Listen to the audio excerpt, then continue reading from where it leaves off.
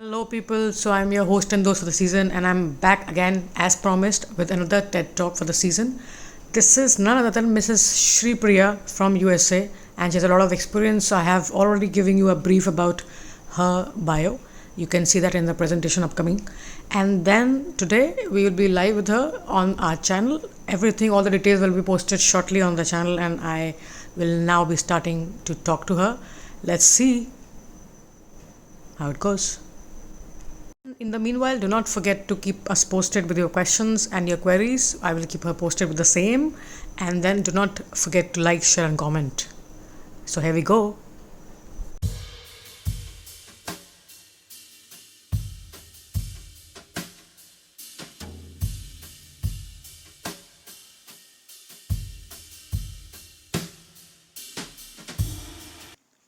Okay, hello everybody. So today we have in the house with us Ms. Sripriya, who will be talking about various options that you can take up for study abroad channels, and what are the issues that you can face during your selection and decision making, and then how can you avoid those errors and issues in the initial stage of your career so that you can actually excel in the career in the upcoming years and not regret for the mistake that you have made in the past. So we'll quickly move to Ms. Sripriya. We already have had a brief intro about her in the previous session that we had with her.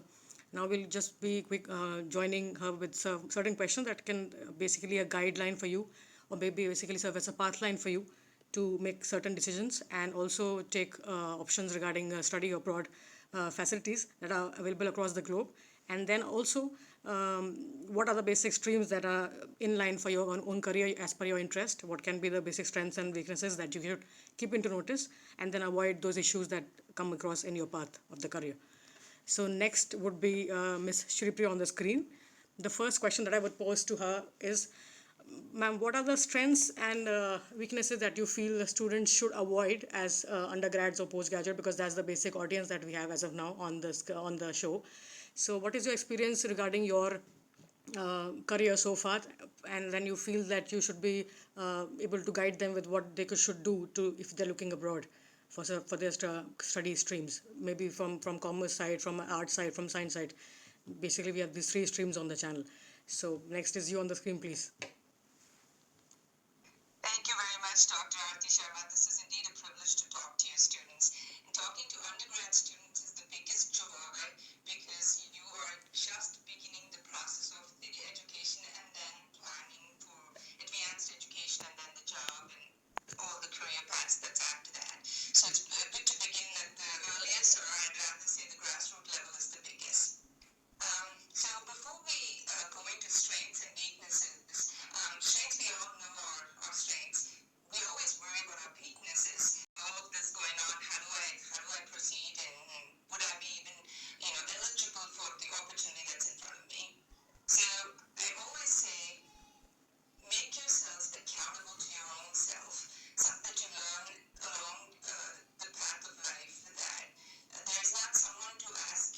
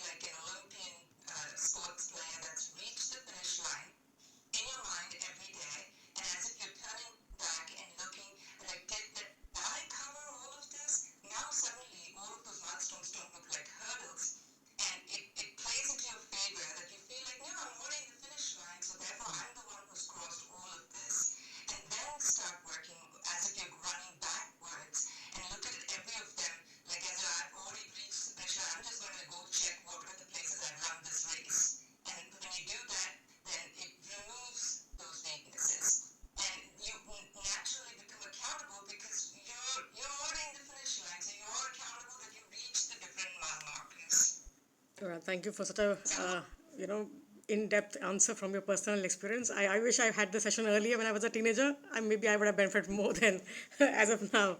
Anyway, so thank you for such a detailed explanation. We would come to a second question, and that is, what is the present state as of now, and what is the market, business market scope that you feel that is open to different streams like arts, commerce, and science?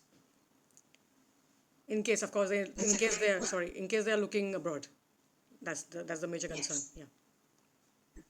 So if students are applying for, if they're applying for postgraduate programs or master's programs or PhD programs abroad, the thing to remember is, Nita, I even say that artificial intelligence has taken over the market. In other words, what we need currently to be is very nimble.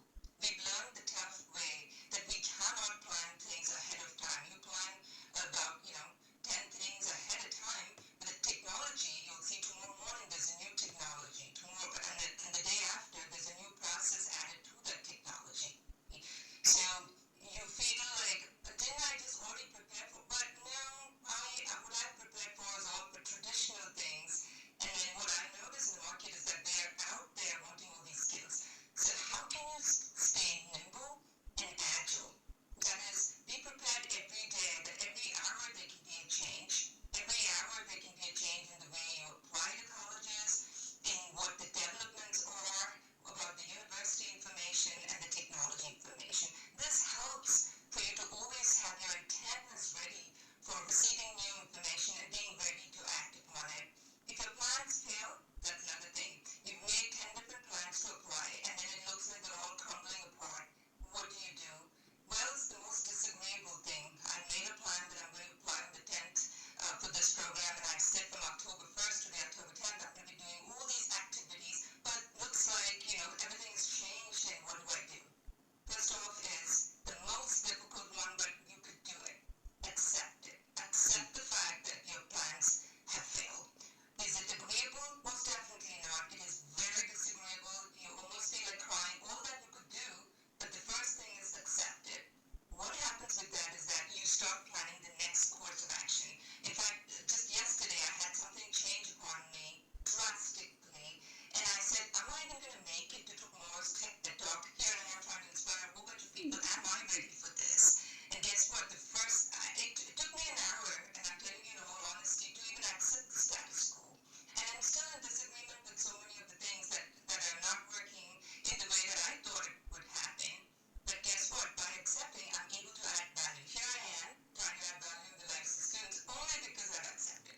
So do that when you're applying for any of the programs, that this is going to change, and I have to be ready for that.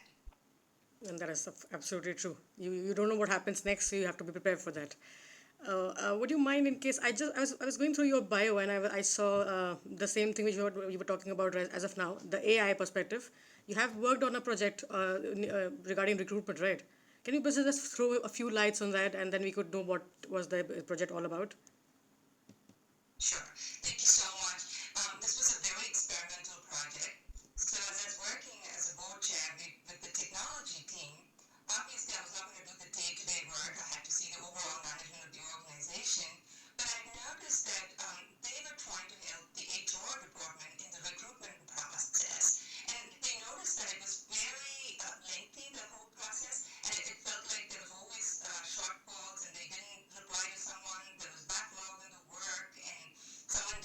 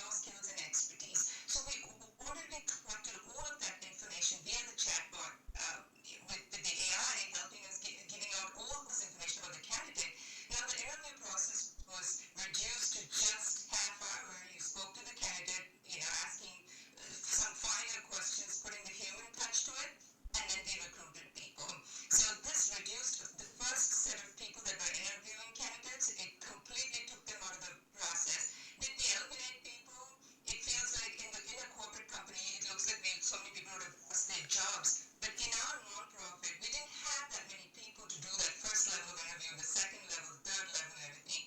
It helped us to achieve that. So that's what you read probably in my bio, what we did, and it was a working model. Wow, and that's it. So it saves so much time and cost, of course, for the company, of course, in case they implement the same, right? Right. That's amazing. Wow. AI, and of course HR. I believe you are from HR background, right? Yes. And doing AI is HR. completely commendable. Wow, that's really good. Anyway, uh, so much things to learn from you now. Okay, so coming to the third question, which is the final one for our students. What are the basic challenges, which is more personal for you now, that you faced when you were a teenager and then you trying to apply for different courses abroad, and then you found that maybe you made a mistake initially later on in the stage. So now we want our students not to make mistakes. So what could you just advise them to pre-plan in order to not regret later on for their career choices? Sure. That's also a great question, especially if you're going to be studying in the U.S., U.K., and all of that. These programs are very cost prohibitive for many of them. It's like, oh my gosh, do I incur such a huge loan, let alone the program application fee and everything, which also in and itself becomes expensive because you're applying to an array of universities.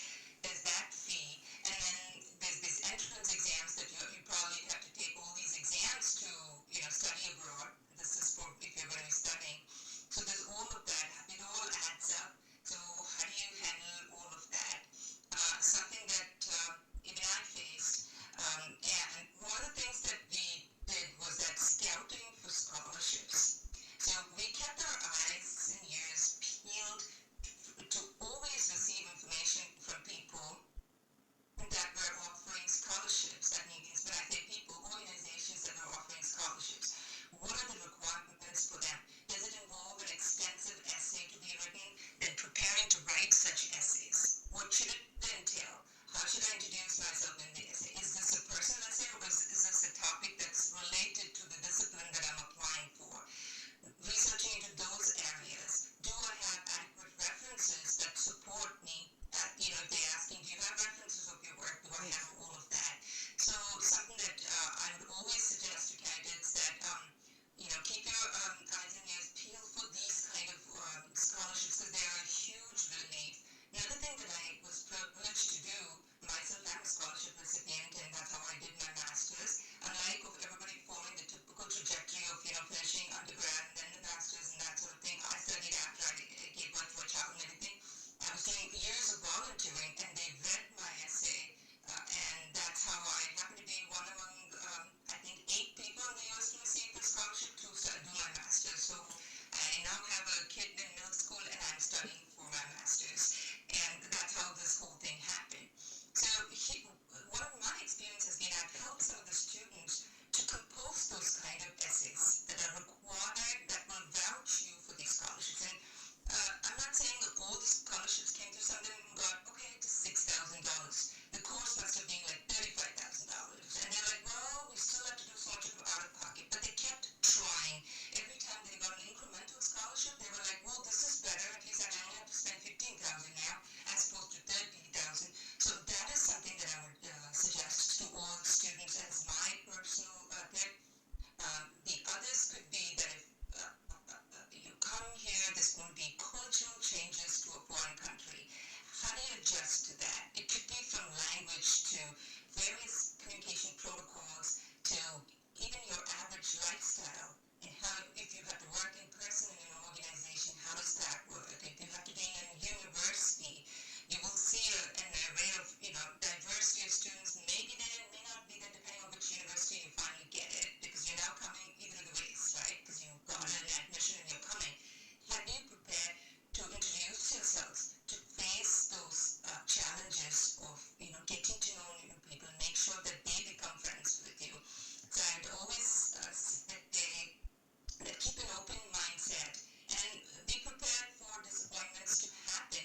But in the end, there is a light at the end of the tunnel. You will emerge successful because people will look at your strengths and start connecting with you because they see value in you.